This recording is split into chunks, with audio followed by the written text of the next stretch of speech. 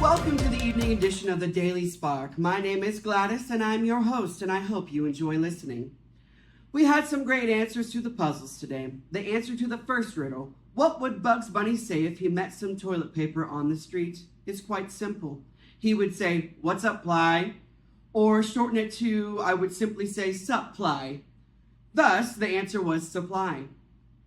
And the second riddle was Arsenio Hall. If you knew him, you were probably born between 1980, holding some protein powder.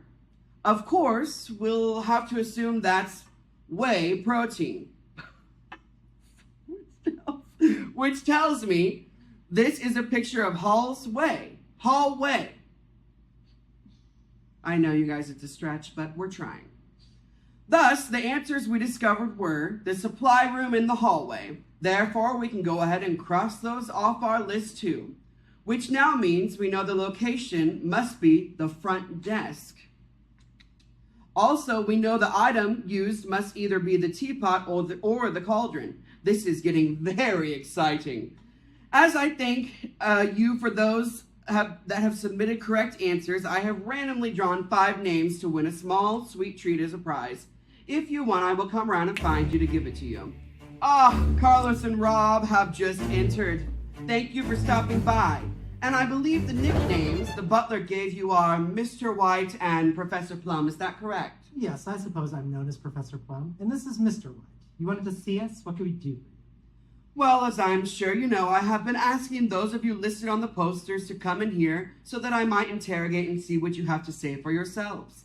I am, after all, somewhat of an expert interrogator, and I suspect that by the end of today, I will have enough clues to determine which of you is our mysterious culprit. Yes, we've heard that you're interrogating, and we have nothing to hide. All right, well, let me start off by asking if you two were here late at night last week when not scheduled. Yes, we were, but we won't deny it. We did have a project to work on, but you know it couldn't be us doing anything suspicious. Remember, the butler already told you that he finds Plum delightful. And he wouldn't be upset with Mr. White either, because he admires how clean he keeps everything. If you've asked me, it's Colonel Mustard and Miss Peacock who weren't being straight with you. I believe they're both sus. So you think Colonel Mustard and Mrs. Peacock are sus? Do you have anything to back up that claim?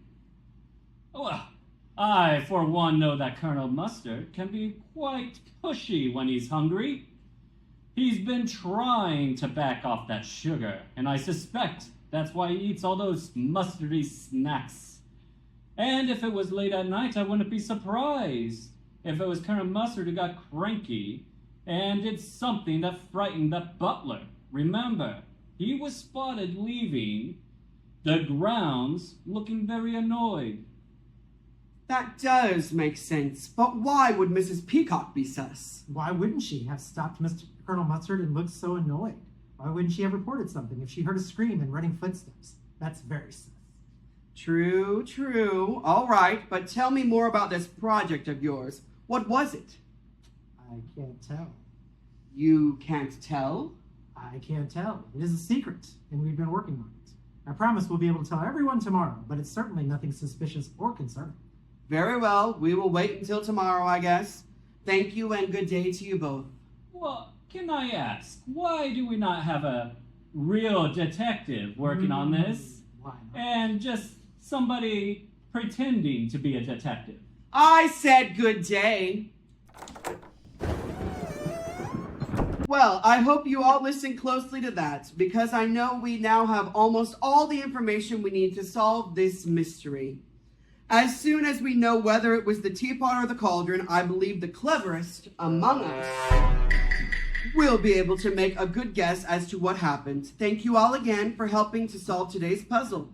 Congratulations to those who won a prize, and let's all be prepared for tomorrow. Good day.